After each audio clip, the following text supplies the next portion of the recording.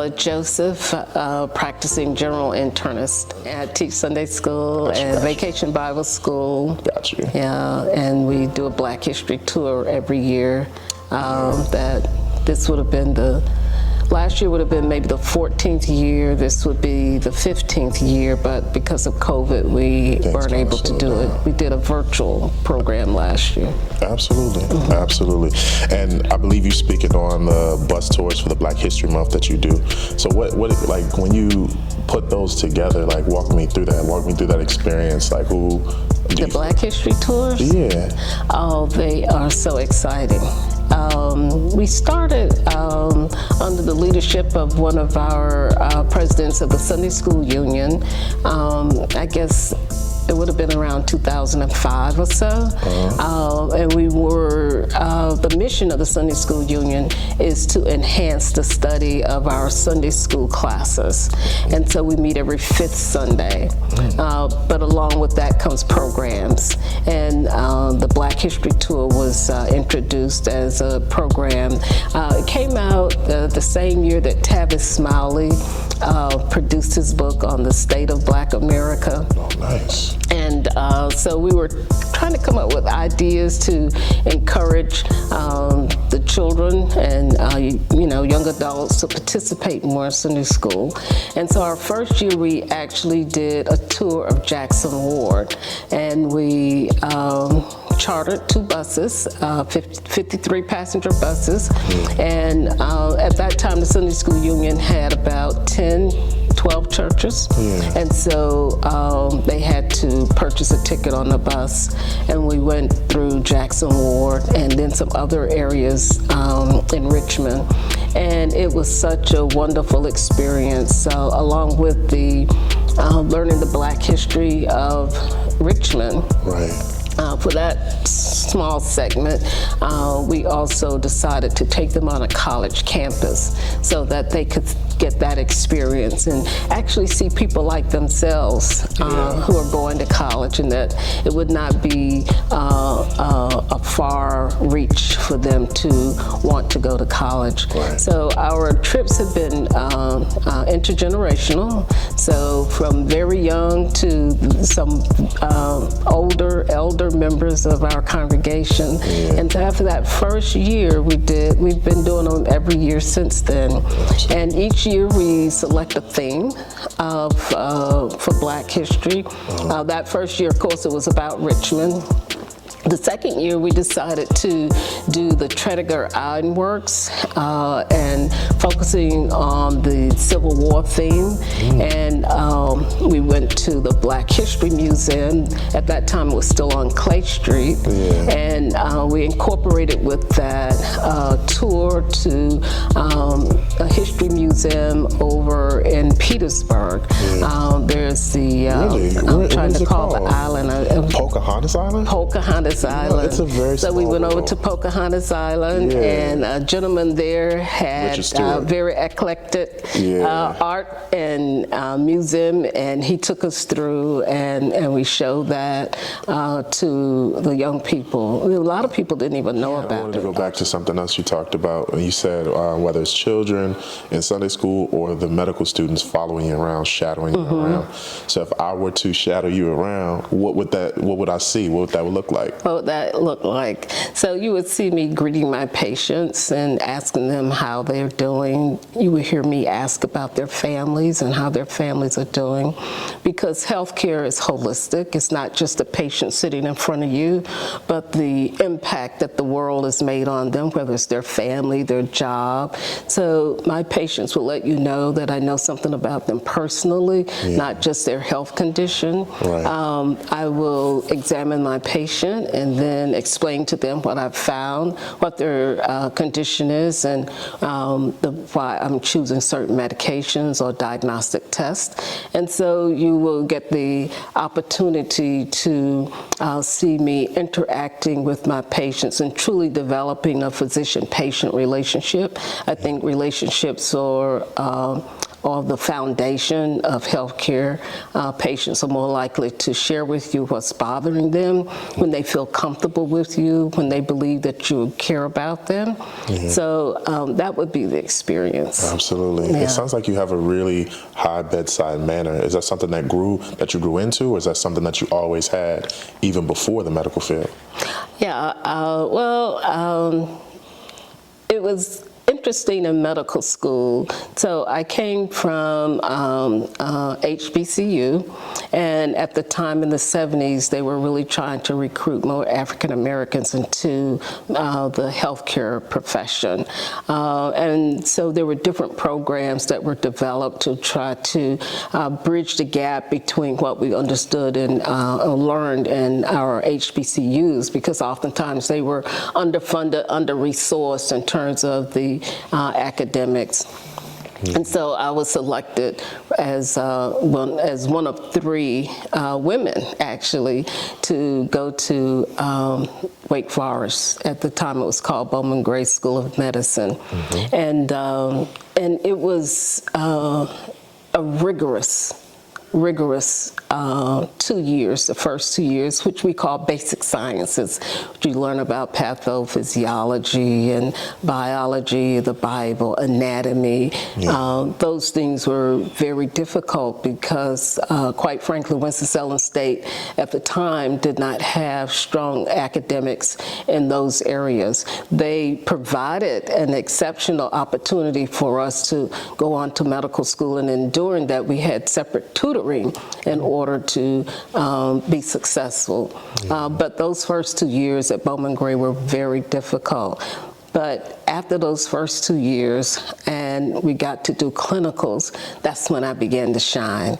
I enjoyed the interaction. I enjoyed the investigative thinking process that you had to use to diagnose a patient, and then how to bring it all together in terms of treatment. And I engaged with patients very well. So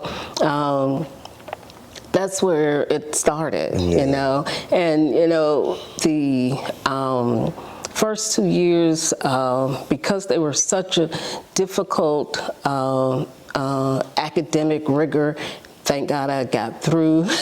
But it can make you have second thoughts about whether or not this was the right field for you. Because medicine is so diverse, once you get into that clinical and what you learned in the basic sciences and what you apply in clinical, then you realize that, no, there's this place for me here and I can do well. Absolutely. Just going back to your bedside manner, how much you care for your patients, how you tied into medicine and everything like that. Have you ever lost anybody, or you know, like any of your patients or anything like that, and you kind of had to take that home with you? And if so, how do you deal with that?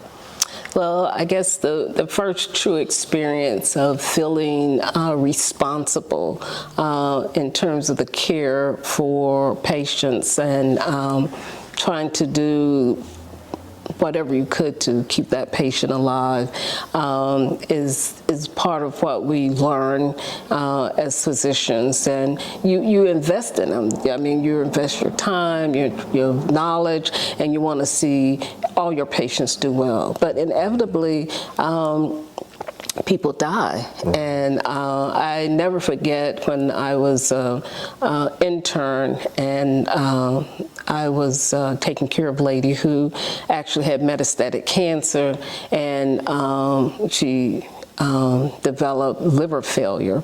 And I was taking care of her, and she was divorced and had 2 daughters, and her daughters were coming to visit her often. And, you know, they would always say, "Take good care of Mama, take good care of Mama." And she'd had a couple of difficult episodes that we were able to turn around. But this particular night, we were not able to, and she died.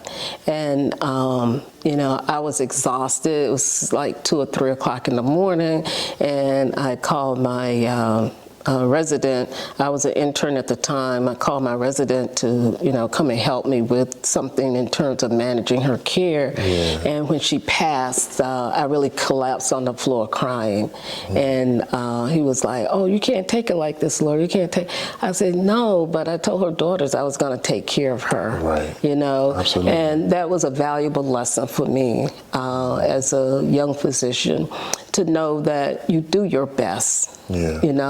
And when you do your best, you have to be able to accept when you can't do anymore. Right. We are not gods. Right. We are physicians, and there's a limit to our knowledge and understanding, and we have to work with how the patients present themselves.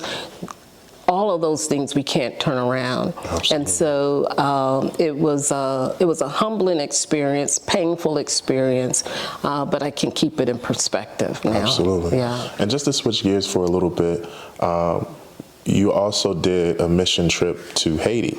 Yeah. So what was that experience like, and what perspective did you leave with after that experience?